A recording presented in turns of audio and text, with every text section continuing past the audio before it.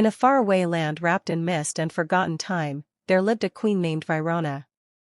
Her palace was carved from marble and lined with gold, her crown embedded with rubies the size of grapes, and her throne towered above all else like a symbol of silent power. But Queen Virona was not loved. Though her kingdom bloomed with gardens, music, and laughter, Queen Virona's heart remained heavy. Her face was almost always caught in a deep frown, her lips pressed into a line of judgment, her brows knotted like winter branches. She had everything, yet joy escaped her like the sun fleeing a storm. She sat each day on her grand golden throne, arms crossed, a storm brewing behind her eyes.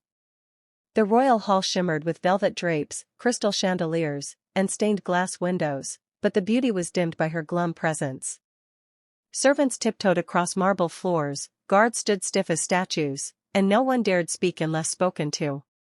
A single sigh from the queen could freeze the air. One morning, the royal garden, a paradise of roses, violets, and singing birds, was bathed in golden sunlight. The scent of blooming jasmine danced in the air. Yet, when Queen Virona walked among the flowers, she did not smile. Instead, she frowned even deeper, pointing angrily at a daisy she claimed was too bright, at birds too noisy, and at gardeners too cheerful. "Why must everything be so chirpy?" she grumbled. The villagers and staff around her exchanged worried glances. They had long grown tired of her coldness but dared not say a word. But that very afternoon, a figure arrived at the palace gates, an old traveler, cloaked in dust and wisdom. He had kind eyes, a long silver beard, and a quiet presence that seemed older than the mountains. The guards hesitated, but he bowed deeply and asked for an audience with the queen. She agreed, curious about the strange man who looked at her without fear.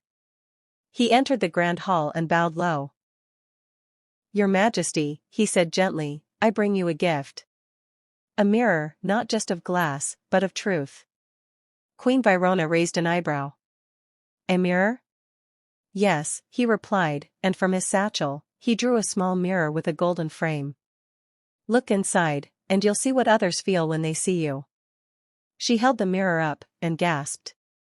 Instead of her regal face, she saw a twisted reflection, her brows were like storm clouds, her eyes cold as frost, and above her head hovered a grey cloud rumbling with thunder. The palace behind her was cracked, the windows dim, and the flowers wilted. "No.